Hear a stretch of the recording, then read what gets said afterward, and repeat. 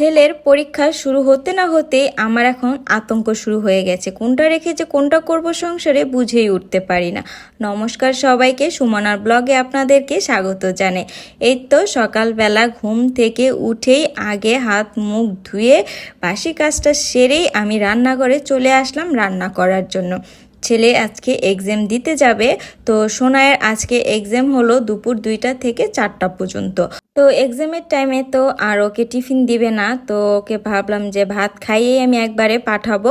তো এর জন্যই তাড়াহুড়া করে রান্নাটা শুরু করে দিলাম, যে রান্নাটা করে ফেললে যে সোনাইকে ভাত খাইয়ে পাঠালে আমিও শান্তি পাবো আর ওরও ভালো হবে, তো ক্ষুধায় আর কষ্ট করতে হবে না। তো এর জন্য প্রথমে লাউটা ছিলে কেটে নিলাম, আর তার আগে কিন্তু আমি পাট শাক আর হলো কলমি শাক বেছে নিয়েছি, সেগুলো আর দেখাইনি, অফ ক্যামেরাতেই তাড়াতাড়ি করে নিয়েছি। আর এদিকে এই যে চিংড়ি মাছগুলো লবণ আর হলুদ দিয়ে কষিয়ে নিলাম, নামিয়ে নিব। আর ওই যে কড়াইটা দেখছেন ওইখানে আমি পেঁয়াজটা দিয়ে ভালো মতো একটু ভেজে পাট শাকটা দিয়ে দিলাম, পাট শাক ভাজি করব। আর এই পাশে জিরা ফোড়ন দিয়ে তার মধ্যে কাঁচা লঙ্কা দিয়ে দিলাম, আর ওই পাশটাও আমি পাট শাকটা নেড়ে দিব। তো এত তাড়াহুড়া যে দুইটা চুলার মধ্যে আমি তাড়াহুড়া করে রান্না করে নিচ্ছি। আর এদিকে লবণ আর হলুদ দিয়ে সামান্য জল দিয়ে মশলাটা কষিয়ে নিব। আর ওদিকে দেখলাম পাট শাকটা অলমোস্ট হয়ে গেছে, এখন আরও কিছুক্ষণ ভাজা ভাজা করে রান্না করে নিব। আর এদিকে আমার মশলা কষানোর পরে লাউ দিয়ে ঢাকনা দিয়ে ঢেকে দিলাম ভালো মতো নেড়ে। তো ওইদিকে আবার আমার পাট শাকটাও হয়ে গেছে, নামিয়ে নিলাম। আর এই যে দেখুন লাউটা খুব সুন্দর মতো কষানো হয়ে গেছে, এখন পরিমাণ মতো ঝোল দিয়ে দিব।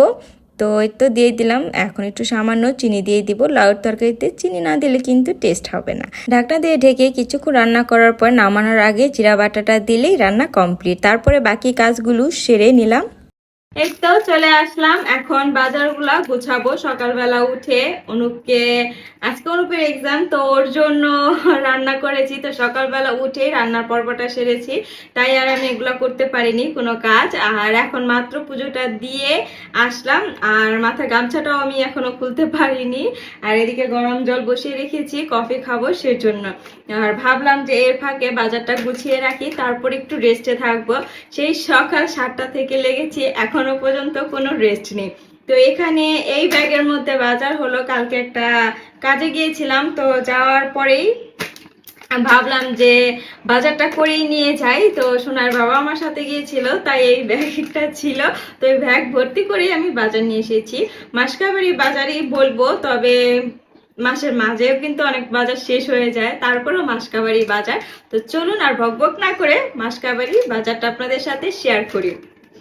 আর প্রচুর গরম, আর সবাই আমার সোনাইয়ের জন্য আশীর্বাদ করবেন। ওর আজকে থেকে এক্সাম শুরু হয়েছে, ও যেন এক্সামটা ভালো মতো দেয়। তো চলুন এখন কি কি বাজার করলাম সেটা আপনাদের সাথে শেয়ার করি। ব্যাগটা সাইডে রেখে দিলাম। তো প্রথমেই এই যে সার্ফ এক্সেল নিয়ে আসলাম। বিম সাবানটা ইউজ করি, কারণ হলো যে লিকুইডটা আমার যে হেল্পিং হ্যান্ড আছে সে বোঝে না, বেশি ইউজ করে, এর জন্য সাবান। তারপরে হ্যান্ড ওয়াশ, এটা ফ্রিতে, 3টার সাথে একটা ফ্রি, তাই এটা নিয়েছি। লাক্স সাবান, এটা সুজি নিয়ে এসেছি। আর আমার কাছে কোকোলা নুডলসটা বেশি পছন্দ, তো এটাও নিয়ে আসলাম। তারপর এখানে আছে হলো চিনি। তারপরে 2 কেজি আলু নিয়ে এসেছি। এই যে মুগ ডালও নিয়ে এসেছি, মুগ ডালটা বেশি করে নিয়ে এসেছি যেহেতু নিরামিষে মুগ ডালটা লাগে, এর জন্য।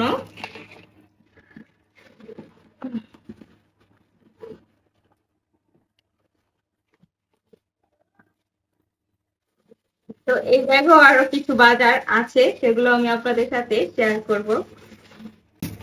এই তো একটা টমেটো সস আর হলো সয়া সস নিয়ে এসেছি।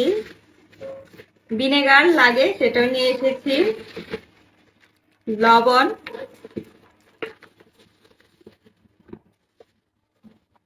আর হলো ডিপ্লোমা দুধ আমার চা আর কফি খাওয়ার জন্য।